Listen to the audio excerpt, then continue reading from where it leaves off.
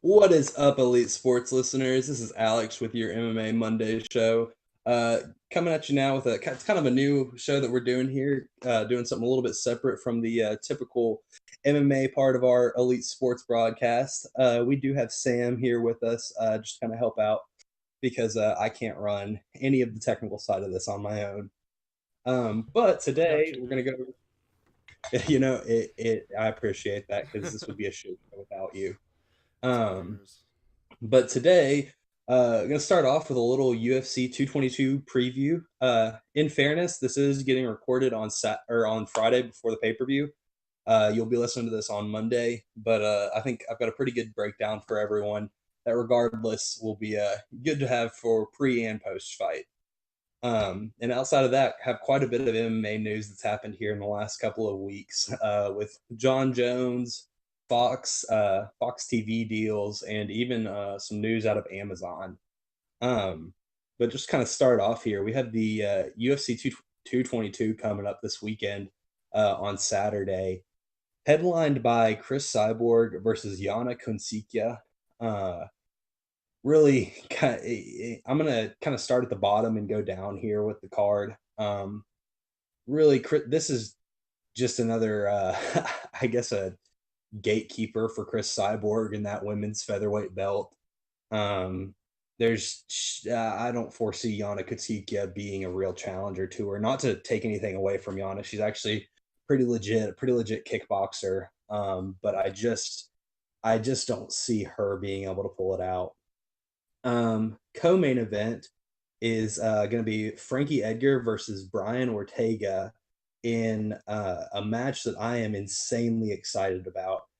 Brian Ortega has one of the best submission games in MMA right now, but that's putting that submission game up against an amazing grappler of Frankie Edgar's level. Frankie Edgar has one of the lowest takedown, or sorry, one of the best takedown defense percentages in the UFC. I believe it's sitting at about 84% or something ridiculous like that. So for Brian Ortega to really even work that game, he's gonna have to get Frankie down, and that's a tall order in and of itself. Um, that being said, Frankie Edgar is getting a little bit older. Not that we've seen him have any bad signs of aging per se. He is definitely getting up there in age, and you do have to wonder if that's going to kind of affect his game a bit. But if Frankie does win it, he should be in line next for a featherweight title fight. Following that, we have a bantamweight bout between Sean O'Malley and Andre Sukomp, and this is going to be a really close one, and I don't know how to really call this. Sean O'Malley, people really know him from a lot of the gifts that come out. He typically does the funny weigh-in stunts with his opponents. Sam, you've probably seen him. He one time he brought his opponent roses. Another time, him and his opponent kind of did the wedding crossing arms while drinking their post weigh-in coconut milk. Who is Um, this? his Oh, name is Sean O'Malley. oh yeah, yeah, yeah. He, Okay. He's yeah. the he's a bigger guy, isn't he? Well, he's fighting at bantamweight in this fight, but yes, he has typically been a bigger guy. Okay, yeah, He's actually gone down recently. yeah, yeah, yeah. I know what you're Um, talking about. but yeah, funny guy. He always has antics during weigh-ins. I assume they weighed in today. I guess I should have looked and seen what he did.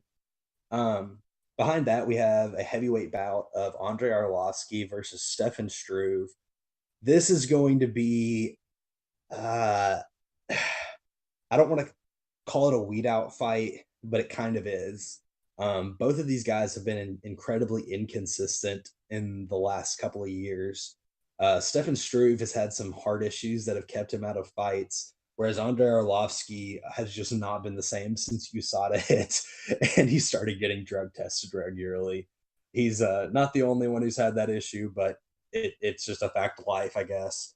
Um, this really in all honesty, if I had to guess, is going to end in a knockout on either side. But like the O'Malley Andre Sukomp fight, I don't feel comfortable calling either one of them. But I guess if I have to go with my gut, I'm going to say Stefan Struve. just because Stefan does seem to show some flashes of glory occasionally, whereas Andre really seems like he is on the bottom side of his career. And rounding out the main card, we have Kat Zingano versus Katie and Vieira.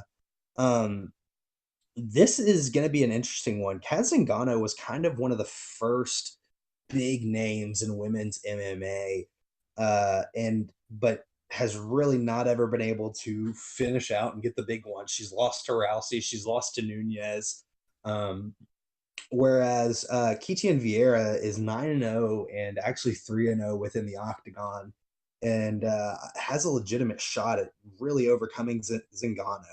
Um, that being said, Zingano's judo and BJJ are absolutely next level, and I think are probably still going to put themselves over.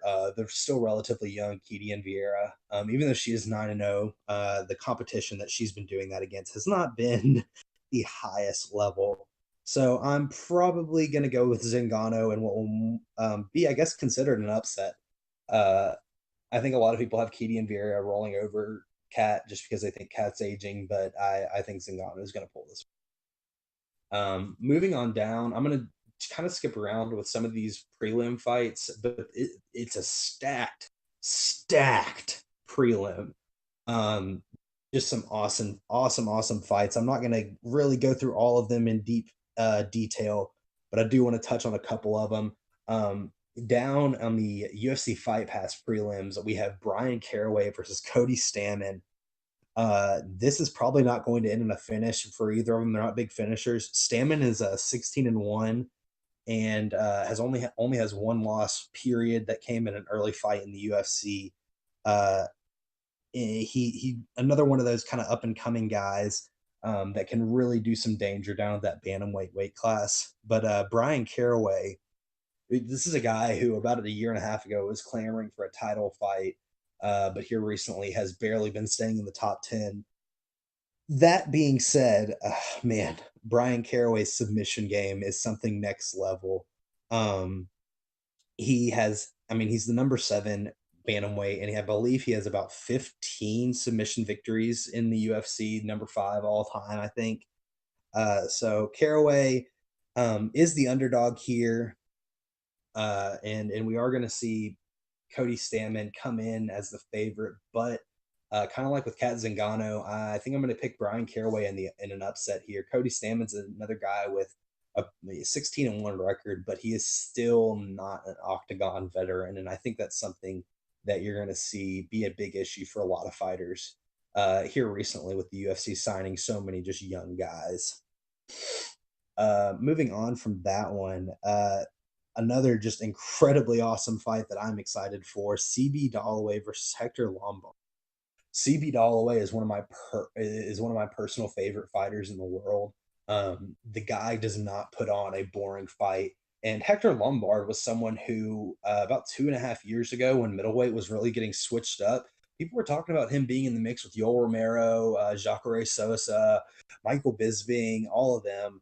Um, so I don't think either of these guys are too far off from rounding back into that top 10 and looking towards a couple more victories in a title fight. Um, that being said, this is another one that's very hard to pick because it's probably going to end in a finish. Dalloway is an amazing wrestler and is a lot younger than Lombard is, and I feel like Lombard's going to be susceptible to some submissions, even though he is a judo and BJJ black belt. Um, he does have a little bit of the favorite, but he's on a 4-fight losing streak, and he's 40 years. And in my mind, when you're that old and you're on that big of a losing streak, you're typically not going to recover. So that being said, I think I'm going to go with CB Dalloway again in upset. Uh, two more prelim fights that I just want to cover real quick. John Dodson versus Pedro Munoz. John Dodson has recently moved to bantamweight and is absolutely crushing it. He looks like a new man since he moved up, got away from the having to deal with Demetrius Johnson all the time. Looks like he kind of has a renewed vigor for the fight game. Uh, and not to say that Pedro Munoz isn't a game fighter. I just think John Dodson's kind of on another level right now and really caught his groove at bantamweight. Um, that kind of rounds out the fights that I really wanted to get to for UFC 222. Overall, I think this is going to be an awesome card. I think it's going to be one that a lot of people are going to overlook because there is not the star power that the UFC likes to have. But I think overall, you have a night of fantastic fights. I mean, I can see just looking at the fights that I went over, I would bet money at least 7 of them are awesome events. Um, so just moving on to MMA news. I know Sam has a little bit he wants to pipe in on. I just Yes, have a yes, couple yes. of things. I just have a couple of things I wanted to go over real quick. First one is something that came out of Amazon 2 days ago. Amazon's going to start selling the UFC pay per views. Nothing that crazy about it. They're not going to sell them for any cheaper. You're not going to get a discount if you have Prime. It's just another streaming option for the pay per views. Which Uh, that helps out if you're not necessarily like you don't have a cable subscription like a lot of people I know. I don't have a cable subscription. You don't yep, have a me cable either. subscription. um, Yep.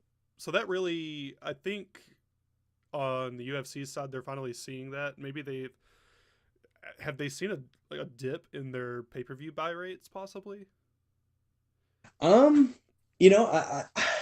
I wonder. I think they kind of have, but at the same time, the UFC is almost cyclical, where during this time of year, you usually don't have a lot of buys, but then the Yeah, summer months hit, they have the big cards. Um, I think it's more about expanding the options and just making sure that they're out in as many media outlets as they can be.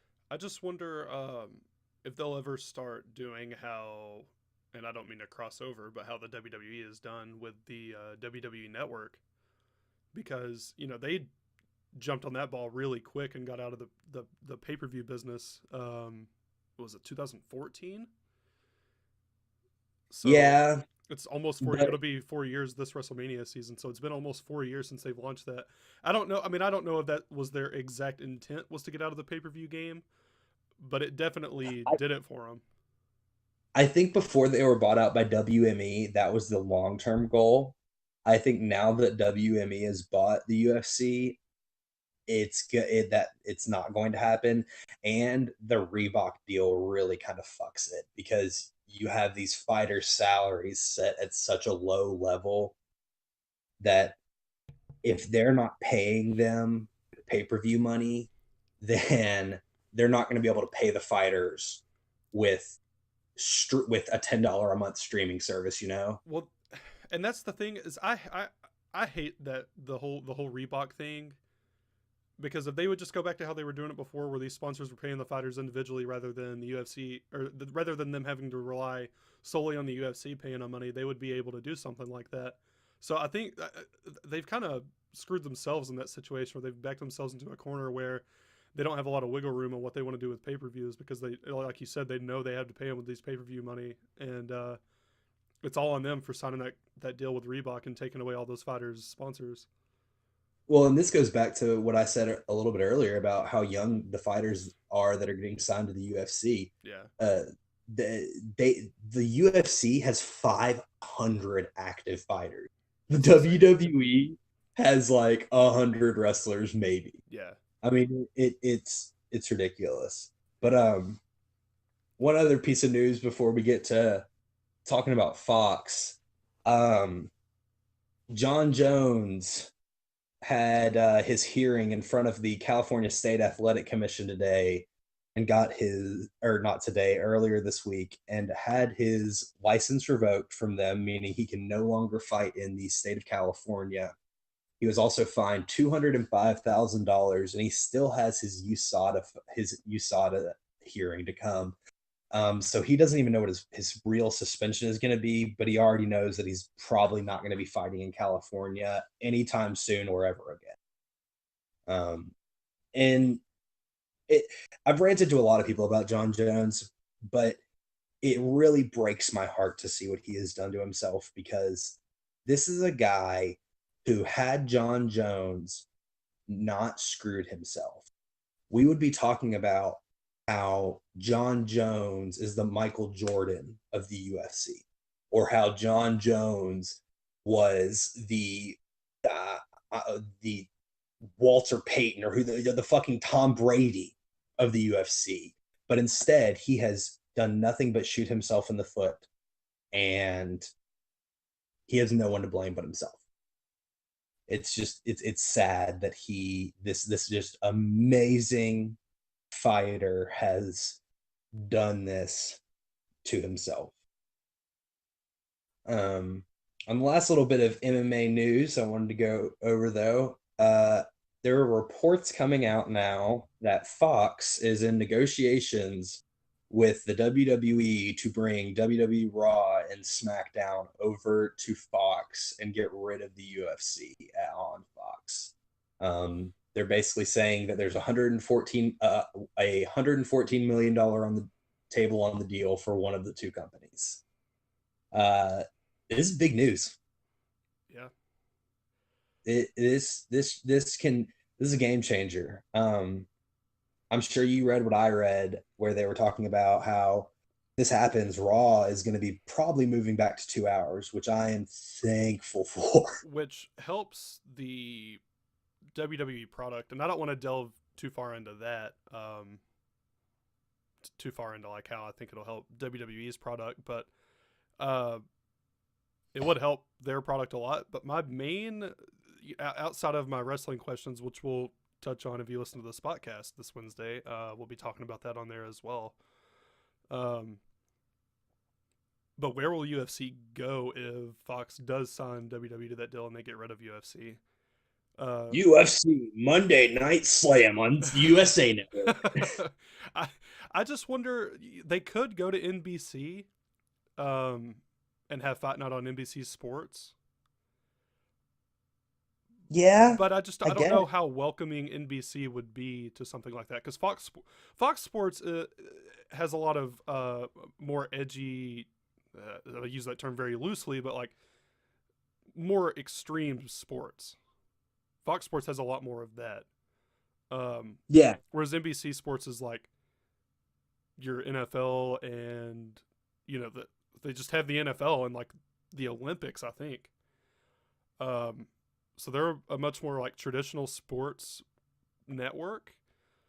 Uh, I I don't know. I don't know what they could do, if because I they can't. Well, they am can't go back to Spike, or what are they called now? Universal, or whatever the I can't whatever the hell whatever Spike Spike. TV is now. They can't go back there because they have a deal with Bellator. Yeah, not happening. So I I don't know. It could get very interesting if Fox actually does sign the contract with the WWE. Here's what I think should happen for the UFC. And I mean, this is kind of out of the UFC's control. ESPN is floundering. It's true. they they need something to get viewers in. Being the marquee network of the UFC can bring viewers. If they can say, "Hey, we're going to have a fight night every single Saturday night," that's that's that's butts and seats. So I don't I don't know if I see ESPN putting them on. See, and I don't know if I do, and I agree with that. I just think if ESPN is smart and they want to get their shit together, they pick a sport and they run with it. But I agree. It would be good for ESPN, but from what I've seen from ESPN over the last few years, they're not really doing what's best for their network, obviously. And it's not that I don't think the UFC is going to have an issue finding a TV deal. It's just I don't see who they could sign a TV deal with right now, because I don't see it happen with NBC. They're a much more traditional sports network. Like I said, I don't see it happening with ESPN because they're.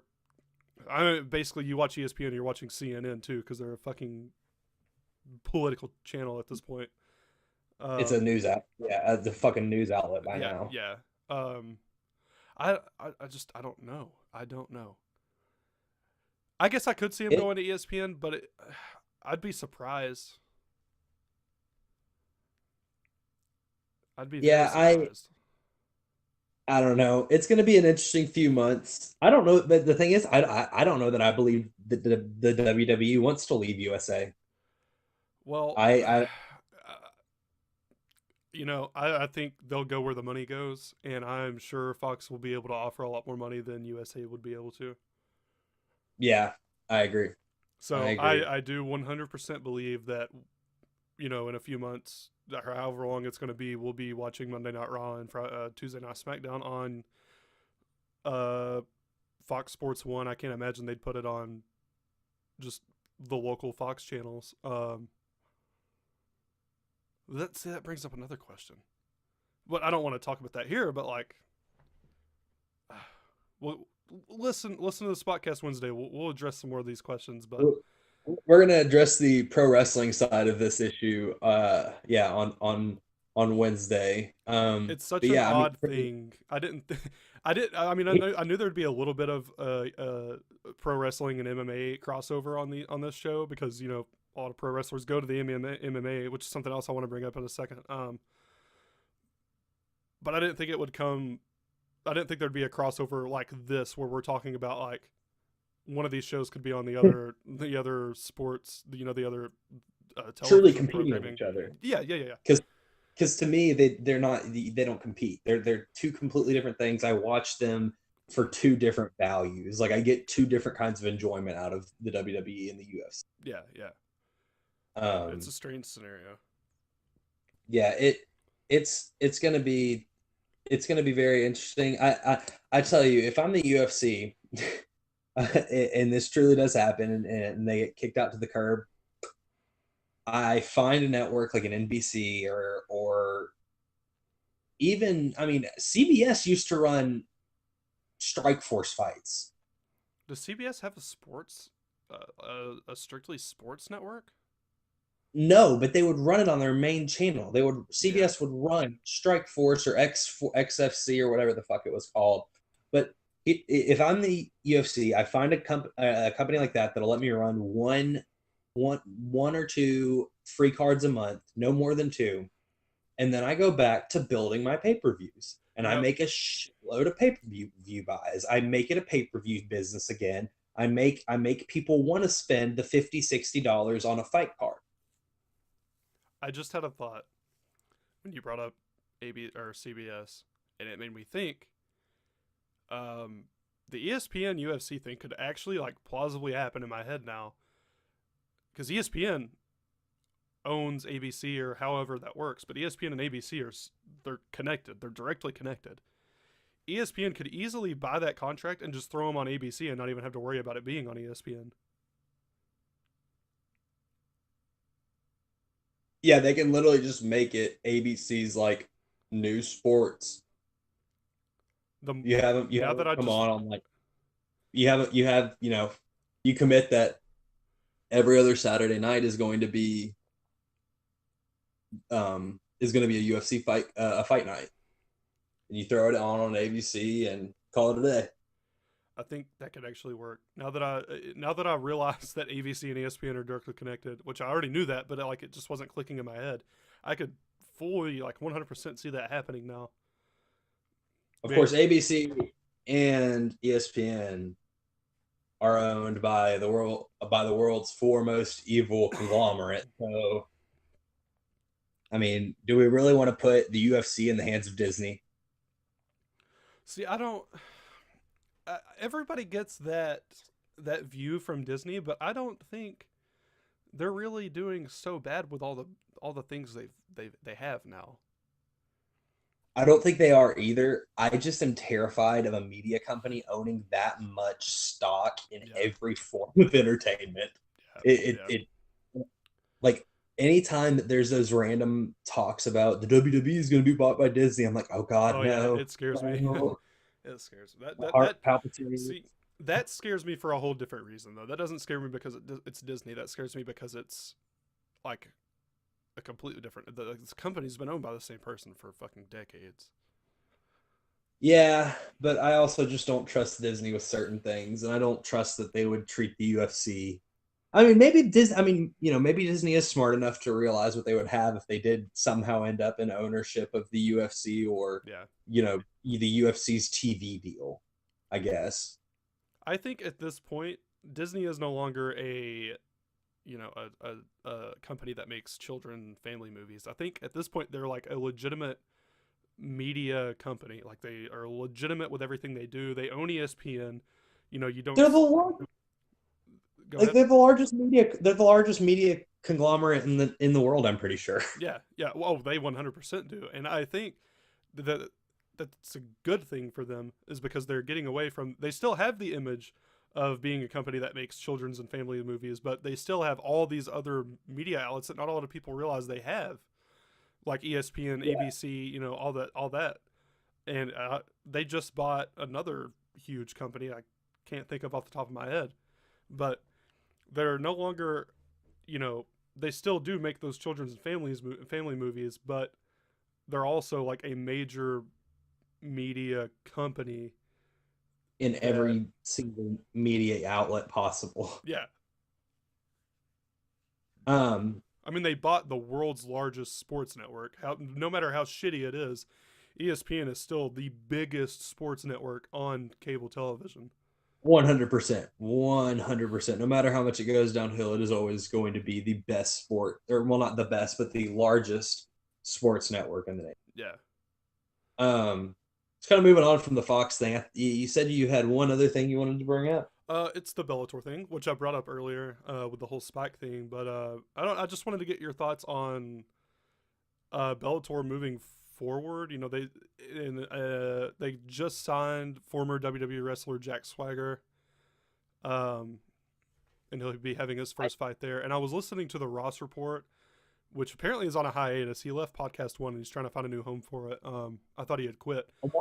A lot of people have left Podcast One recently. I wonder Yeah, what's going on. I don't know. I don't know who. Talk as Jericho left Podcast One as well, didn't they? And the Stone Colds and Raven and the Raven effect left. Like a bunch have left. Yeah, yeah. But yeah, I was listening to the Ross report the other day, and I can't remember who was on, but whoever Jim Ross's guest was for that show, um, Jr. brought up, Brock Lesnar could be leaving WWE and go back to the UFC, and they even floated the idea of Brock possibly signing with Bellator rather than signing with the UFC. How do you, if that were to happen, which I don't think it will, because Brock's going to go where the money is, and I'm positive the UFC can offer more money than Bellator can. But on the slim chance that Brock Lesnar does actually sign with Bellator, how do you think that would affect, Bellator possibly like directly competing with the UFC as far as ratings and buy rates go? So I have multiple answers to this question. First and foremost, Bellator is the the best competitor the UFC has had in a long time, Since but it Pride, is still, yeah, since Pride, but it is nowhere near the UFC still.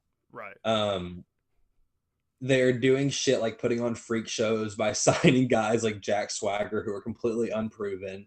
They're bringing in Chael Sonnen and Quentin and a fat Quentin Jackson to main event their pay per views. That I mean, in terms of being taken seriously as a true MMA promotion, Bellator still has a very far way to Yeah, go. I agree with that. In When it comes to the Brock Lesnar question, if it happened, then I think the biggest issue would be the harm it would cause the working relationship between the WWE and the UFC. Yeah, Because no matter what anyone says, there's definitely a working relationship there. yeah. I think They that's very obvious with UFC 200, where Lesnar fought Mark Hunt while he was still under contract with the WWE. Like that's the biggest. You don't just let someone under contract with a company go fight in a completely separate company you want without to you talking that out with the other company first. and you want to tell me that the UFC had didn't push Ronda Rousey to go to the WWE at all? Oh, You don't think they even 100%. you think they never once said, "Hey, you know what would make you a lot of money and make people think about us a lot? is if you went to the UF, is if you went to the WWE. They definitely. Um, I don't think Brock would ever go. I just don't ever see it happening. I Well, don't I think don't either. I don't either, and I'm not arguing that. Like, I don't think I 100% don't believe he will ever go to Bellator. If he goes back into the MMA, he's going to go back to UFC. But in a hypothetical sense, if he were to go to Bellator, in my opinion, I don't think it would work at all, and I think it would just, like you said, strengthen that argument that they're putting on freak shows because Brock Lesnar's what 40. I think he's in his mid 40s. actually. I found this out the other day. Brock Lesnar is 39. He's what? Yeah, Okay, so he's 40 years old. Brock Uh, Lesnar. Yeah, Brock Lesnar is younger than John Cena what the and fuck? barely older than Randy Orton. What the Yeah, I fuck? heard that the other day. I'm looking this up to make sure I know exactly how old he is. I could have Um, swore he was like 44 or 45. he just turned 40. He'll turn 41 this year. What the He's fuck? 40. Okay, so he's 40 years old. Um, but anyway, like even past the age, so for one, he's 40 years old. They have Bellator has Frank fucking Mir, who's like pushing 90. Uh, but at the same time, like I understand Brock Lesnar was a good fighter when he was in the UFC. He did a lot of things while he was there. He's a big guy. He's intimidating. He's easy to market, but he doesn't have that great of a record. No. He does not have a great record. And I think a lot of people look over that. What is he, 5-3? Yeah, I think you're actually right. I think it's 5-3. Yeah. I mean, he He, has a not great record. He has a pretty terrible fucking record for someone of that and stature. if you watch his fights, very few of them were good. No, not a Like, lot of his fights were good. And most of the wins he has, he beat Mark Hunt in a fight that he should have won a lot earlier, but he took it 3 rounds because he got when gassed early on. he got fucking gassed out because he's old. Yeah. He also beat I can't think of his name right now. Hey, okay, so he, Let's go through his wins. I know his last, he's beat Frank no, Mir and Randy Couture, I, Mark Hunt. I have his record here. So Okay. we're gonna go through the entire career of Brock Lesnar to end the show. I like this. Um, he started off by beating Min Soo Kim, which is a absolute terrible, terrible, terrible Korean fighter. But he was originally supposed to fight Dong Hoon Choi, which I don't know if you know who that is, I've but heard he the is name. a 7'1" giant Asian man who is probably the worst fighter ever. He was also used to be a professional basketball player in China. So Brock was just Um, going to win his first fight regardless of who the fuck they put in there. yes. So he wins one fight against a no name. Then he gets brought in the main event of UFC 81 and gets tapped out by Frank Mir with a knee bar. Which I remember I remember that vividly. this was the first UFC fight that I had actually paid for. Me and Andy each saved $40, or not, for $20 because it was $40 back then, and we each saved $20 for it. And yeah, I remember being so mad when Brock Lesnar got tapped out, but now I'm looking back and it's so Yeah, hilarious. yeah. Then he goes on to beat Heath Herring Heath in a Herring. fight that, That's who I couldn't remember. But yeah, I remember that fight because did that fight not start out with the ref poked Heath Herring in the fucking eye during the roll reading in the middle of the fucking cage before the fight even yes, starts. So yes. Heath Herring starts the fight with one eye, and then He's like half. it comes out. You know, the fight starts, and then Brock just fucking bum rushes Heath because he's blind.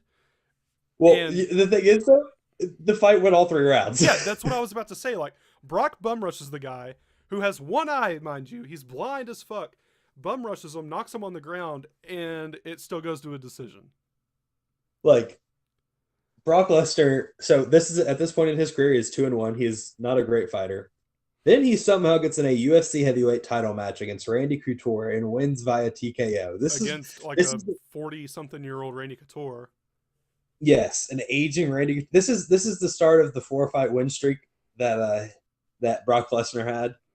Then he beat Frank Mir in that rematch at UFC 100 by TKO. That was like his one real That was his shining. yeah, that was his one real fight where he actually looked good throughout the whole thing against a fighter who was actually, you know, competent at the time because Randy Couture, he was like 40 something years old in that fight. Randy Couture Um, was half dead at that point. yeah, Um, then he went on and faced Shane Carwin in his last win in the UFC because technically he did not beat Mark Hunt. Um, he beat Shane Carwin with an arm triangle after Shane Carwin beat him like a baby back bitch yeah, should not have won for a that fight. round and a half. Shane Brock Lesnar was knocked out Yeah, in oh that fight. yeah, He was legitimately knocked out, and they just ignored it. It was bullshit. Shane Carwin got screwed. I wanted the UFC 200 fight to be Shane Carwin Brock Lesnar, but I think the second that they said Shane Carwin, Brock was like, "No, I'm not fighting. Fuck you." I think he I'll knew. just have my match. I'll just have my match at SummerSlam. I'm not coming back. No, I don't want to do this now. Like I think he knows if that happened, Shane Carwin would have came in there and murdered him. Yeah, yeah, oh yeah. Um, then he lost to Cain Velasquez and literally did get beaten like a baby back bitch. Yep. Um, Then and he then leaves and goes back to WWE. nope, not yet. No, no, no. Yeah, He he had another fight. I forgot about this. got the shit beat out of him by Alistair Overeem. Yeah, and then he gets that almost fucking dies. Yeah, from a staph infection. Goes back to the WWE, fights Mark Hunt, beats Mark Hunt in a terrible fight, and then it gets overturned. Uh, And now we're talking about the fact that this man is probably going to fight again because for some reason, if you give people like 2, 3 years, they forget that he's not entertaining. he is the best worst fighter in MMA history. 100%. Like everyone, even me, like I'm not saying this as if it doesn't happen to me too. I know how shitty of a fighter he truly is, but every time the UFC is like Brock Lesnar's coming back, I'm like, "Holy fuck, I got to watch this shit." Oh And no, I do too. I can remember watching the pay-per-view where they announced that Brock Lesnar was coming back and losing my shit and texting Andy, Brock Lesnar's coming back, Brock Lesnar's coming back. And then like 2 days later, me and Andy and Chase were group texting about it. And we were like, why are we excited for this? This is gonna be terrible. yeah, and it was. UFC 200 was the first pay-per-view I actually paid for with my own money I'm so sorry. since Chuck Liddell's last fight. And I'm a huge Chuck I Liddell am fan, so like that's why I never bought another one after that. But I'm sorry because that was a terrible pay per view that you paid for. yeah, it was. I'm still pissed. I still want my money back. I don't blame you. You should write a Well, letter to the okay. UFC and just To be fair, the rest of the card was really good. I thought. it was yeah no it was good. And honestly, people will shit on me for saying this. I loved the Anderson Silva Daniel Cormier fight I did because it too. showed what a high level wrestler does Yeah, and how you have Olympic level grappling. The best of the best can't touch you. Doesn't matter. You it's can shut them that's. down all day. I think that's one of the most overlooked things in MMA is being able to actually wrestle and grapple, because a lot of it's not flashy. And the thing is, the best fighters in the world, the people who always do just insanely good, the guys who used to go to Pride and just destroy it, Yeah. were wrestlers, Yeah. were NCAA All Americans, Yep. and people don't want to talk about wrestling because it's boring. But the fact of the matter is, it is the most important skill to have in MMA. Yeah. I mean, you can have jujitsu, you can have all those things and still be good, but if you don't know how to, if you get taken on down onto the ground and you can't position yourself and you can't move around and you can't sprawl on the fucking ground, you're fucked. Like Yep, you can only you're win so many fights in MMA standing up. Eventually, you're going to have to get a ground game, some sort of a ground game, which means eventually. learning how to wrestle. Have you ever seen the Chael Sonnen and Anderson Silva fight? Yes. That is the perfect example of what happens when a guy who has never truly faced an elite grappler. That's what happens. Yep. If you get you get fucked up, and then you win with a goddamn triangle choke. I was so fucking mad. Whatever. I think that's about what I have for the week, though. Yep. Before we sign off, I would like to announce we got our first sponsorship, Alex. We have a sponsor. Do. I locked it down while you were talking. I had my mic muted for a little bit. I locked down a sponsorship. Oh man, where's my phone at? The first plug. And it's so unprofessional. But yep. Thank you to our sponsor. For all your vaping needs, go to vapetristar.com. That is vapetristar.com. You get you some e-liquids. Let's see what we got here. We got some 865. That's a nice tobacco. We got the keys. Key lime cheesecake. I tell you, Sam, I like key lime cheesecake, and I don't vape, but if I did, I'd probably like key lime cheesecake. Hey, it's good stuff, man. I've had it. We got a 615. That's a strawberry something. Batter up. It's a vanilla cake batter. Glacier berry. A little bit of berry and some menthol. Late night breakfast. It's a nice creamy milky cereal, nice and tasty, and the brand new, just released today, Friday, March 2nd. This liquid was just released today, just the basics. It's a nice, smooth, minty, fresh e-liquid. You can get that at vapetristar.com, $27.99. Yeah, go there, get for all your e-liquid needs. So thank you to TriStar Vape Co. for being our first sponsor. You heard it here first, folks. For all your vape needs, TriStar Vape Co. Good shit.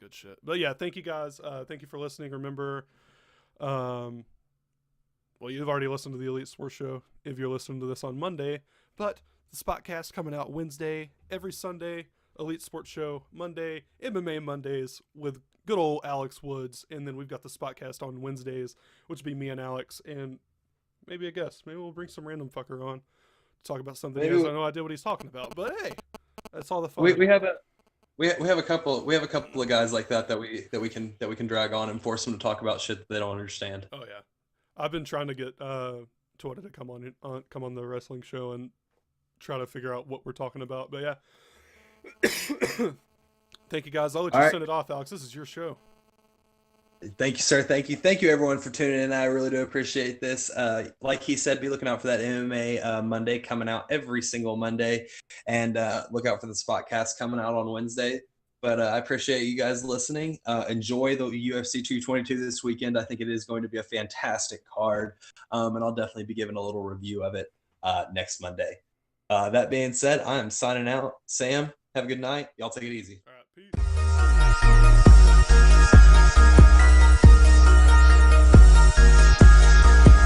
One. Track. When you see me, homie, yeah, you see me gooned up. All my niggas strapped ready to bust my doula. Talking out the side of your neck, not cool, bruh. Make me violent to the puts in your chest with Ruger. When you see me, homie, yeah, you see me gooned up. All my niggas strapped ready to bust my doula. Talking out the side of your neck, not cool, bruh. Make us violent to the puts in your chest with Ruger. Okay, again, let me get 32 in the clip, I'ma hit 'em. Niggas talking about racks, they ain't got no sacks. If so, let's go get 'em. I'm the hardest, bitch, I'm the coldest. To the low, everybody know this. Height side, yeah, that's front street. Pussy niggas don't want beef. Did I mention? I'm north side. Backwards center, that's court side. And I'm known to let the torch ride. Cut my hair off cause I let the torch ride. First 48, y'all beat the case. Don't fuck with many cause niggas fake. Sugar coated, sweet as hell. Move them bells, no liver scales, and I'm cold. You see me, homie, yeah, you see me gooned up. All my niggas strapped ready to bust my doula. Talking out the side of your neck, not cool, bruh. Make me violent to the puts in your chest with Ruger. When you see me, homie, yeah, you see me gooned up. All my niggas strapped ready to bust my doula. Talking out the side of your neck, not cool, bruh. Make me violent to the puts in your chest with Ruger. Ruger. Young Hitman in the building. Free the homies. Build. Listen, what's up, man? You niggas know me, still yelling free bill and motherfucker police. I grind hard with no sleep, up all night with my main squeeze. Fuck you pussy niggas, get in their head.